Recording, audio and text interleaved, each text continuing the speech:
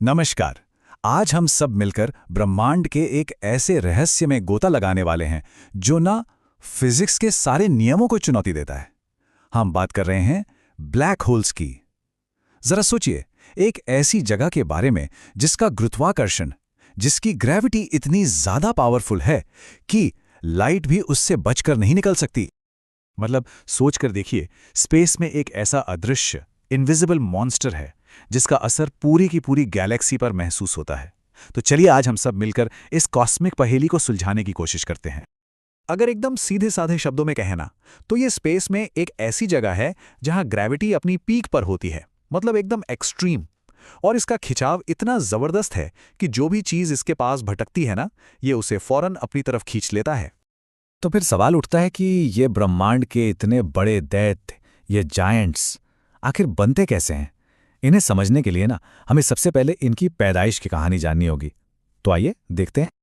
इसको ना कुछ इस तरह से समझते हैं। मान लीजिए कोई बहुत ऊंची, बहुत बड़ी बिल्डिंग है और वो अचानक अपने ही वजन के नीचे दबकर, ढहकर एक छोटे से पॉइंट में सिमट जाए। बस ठीक कुछ ऐसा ही होता है जब एक बहुत बहुत बड़ा तारा मरता है। वो अपने ही अंदर ढह जाता है और एक ब्लैक होल बन जाता है।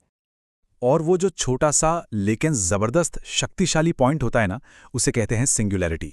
ये समझ लीजिए कि ये ब्लैक होल का दिल है। एक ऐसी जगह जहां डेंसिटी और ग्रेविटी लगभग इन्फिनिट, मतलब अनंत होती है। और इस सिंगुलैरिटी के चारों तरफ एक इनविजिबल बाउंड्री है, एक अदृश्य सीमा, जिसे कहते हैं इवेंट होराइजन।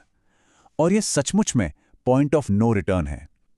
एक बार किसी भी चीज ने इसे पार कर लिया तो बस उसका वापस आना नामुमकिन है, इम्पॉसिबल। अच्छा, अब सबसे बड़ा सवाल, अगर ब्लैक होल्स अदृश्य हैं, दिखते ही नहीं, तो फिर हमें पता कैसे चलता है कि वो हैं भी? हमारे साइंटिस्ट आखिर उन्हें खोजते कैसे हैं?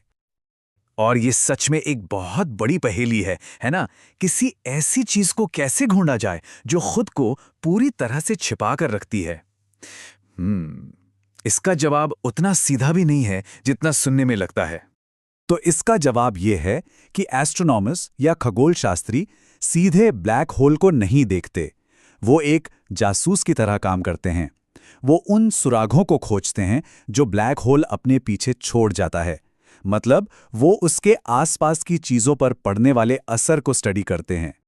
जैसे जब कोई तारा या गैस का बादल ब्लैक होल के ज्यादा करीब आ जाता है तो वो एक भंवर में फंस जाता है और तेजी से उसके चारों ओर घूमने लगता है। इससे एक बहुत ही गर्म और चमकती हुई डिस्क बनती है जिसे कहते हैं एक्रीशन डिस्क। और बस इसी चमक को हमारे साइंटिस्ट देखते हैं। और फिर साल 2019 में साइंस ने एक जबरदस्त छलांग लगाई। इवेंट होराइजन टेलीस्कोप की मदद से हमें पहली बार एक असली ब्लैक होल की तस्वीर मिली। सोचिए, एक चमकदार ऑरेंज कलर की रिंग और उसके ठीक बीच में एक काला सा धब्बा, एक परछाई। ये दशकों पुरानी थ्योरीज का पहला सीधा विजुअल सबूत था। चलिए, अब हम एक ऐसी दुनिया में कदम रखते हैं जहां फिजिक्स के जाने पहचाने नियम काम करना बंद कर देते हैं। जरा कल्पना करते हैं कि अगर कोई ब्लैक होल के बहुत बहुत ज्यादा करीब पहुंच जाए तो क्या होगा। यहां पर एक बहुत ही अजीब चीज होती है जिसे साइंटिस्ट कहते हैं स्पगेटिफिकेशन।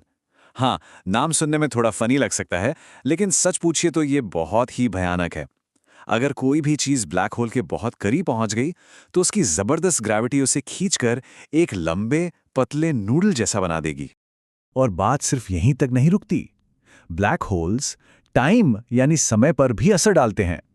आइंस्टाइन की थ्योरी ऑफ रिलेटिविटी हमें बताती है कि इतनी ज्यादा ग्रेविटी के पास समय धीमा हो जाता है। इसका मतलब यह हुआ कि अगर कोई ब्लैक होल के पास सिर्फ 1 घंटा बिताए तो हो सकता है कि पृथ्वी पर तब तक कई साल या शायद सदियां बीत चुकी हों। है ना कमाल की बात? तो अब हम पहुंचते हैं सबसे बड़े और सबसे रहस्यमयी सवाल पर। जो भी चीज ब्लैक होल के अंदर चली जाती है उसका आखिर होता क्या है? क्या वो हमेशा के लिए एक अंधेरे गड्ढे में खो जाती है या फिर ये कहीं और जाने का कोई दरवाजा है? सच पूछिए तो ये ब्लैक होल साइंस का सबसे बड़ा अनसुलझा सवाल है। आखिर वो सब कुछ, वो सारा मैटर जो इसमें समा जाता है, वो जाता कहां है? सच तो ये है कि इसका पक्का जवाब किसी के पास नहीं है, लेकिन हाँ, कुछ बहुत ही दिलचस्प थ्योरी जरूर हैं। एक थ्योरी कहती है कि ये वर्म होल हो सकता है, मतलब स्पेस टाइम में एक शॉर्टकट जो शायद किसी दूसरी जगह या किसी दूसरे यूनिवर्स में खुलता हो। एक और थ्योरी है वाइट होल्स की, जो ब्लैक होल्स के ठीक उल्टे हैं और चीज़ों को बाहर फेंकते हैं। और या फिर सबसे सीधा जवाब ये हो सकता है कि सारा का सारा मैटर हमेशा के लिए उसी सिंगुलैरिटी में कुचल कर रह जाता है। तो असल बात यह है कि ब्लैक होल हमें दिखाते हैं कि हमारा वैज्ञानिक ज्ञान कहाँ जाकर खत्म हो जाता है। ये हमारे नॉलेज की बाउंड्री है। इनके अंदर क्या होता है, ये जानने के लिए शायद हमें फिजिक्स के बिल्कुल नए नियमों की जरूरत पड़ेगी। अच्छा, अब एक सवाल जो शायद कई लोगों के मन में आता होगा और जो थोड़ा डराता भी है, क्या ऐसा हो सकता है कि कोई ब्लैक होल हमारी पृथ्वी को ही निगल ले? तो इसका छोटा और सुकून देने वाला जवाब है नहीं, फिक्र की कोई बात नहीं है। हमारे सोलर सिस्टम के आसपास कोई भी ऐसा खतरनाक ब्लैक होल नहीं है जो हमें नुकसान पहुंचा सके। और वैसे भी ये कोई मॉन्स्टर नहीं है जो चुपके से घूम घूम कर चीज़ों को खाते हों। ये भी ग्रेविटी के उन्हीं नियमों को मानते हैं जिन्हें बाकी प्लैनेट्स और स्टार्स मानते हैं। तो ब्लैक होल्स को सिर्फ विनाश करने वाले दैत्यों की तरह देखना ठीक नहीं है। ये ब्रह्मांड के निर्माता भी हैं। यही तो हैं जो बड़ी बड़ी गैलेक्सीज को एक साथ बांध कर रखते हैं। ये तारों के बनने और खत्म होने के पूरे साइकिल को कंट्रोल करते हैं। देखा जाए तो ये हमारे यूनिवर्स की कहानी का एक बहुत ही जरूरी हिस्सा है। तो आखिर में हम इसी सवाल पर आके रुक जाते हैं, क्या ब्लैक होल्स सब कुछ खत्म करने वाले इंजन हैं या फिर वो किसी नई चीज की शुरुआत के बीज हैं? शायद जवाब इन दोनों के बीच में कहीं है।